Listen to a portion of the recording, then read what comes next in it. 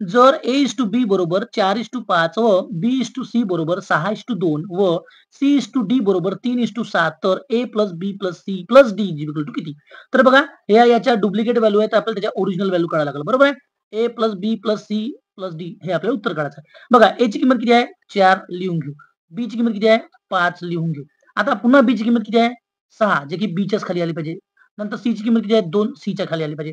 नंतर C ची किंमत किती आहे? 3 जे की C च्याच खाली आली पाहिजे. आणि डी ची किंमत किती आहे? 7. आता ज्या रिकाम्या बाजू आहेत, जे तुम्हाला रिकाम्या दिसतायत, त्याच्या बिलकुल साइडला तीच संख्या आली पाहिजे. आता इकडे किती आहे? 5 आहे, 5. इकडे काहीच नाही, हे वाली 5. या ठिकाणी 6 आहे बाजूची संख्या. इकडे 2 आहे, इकडे लिहू.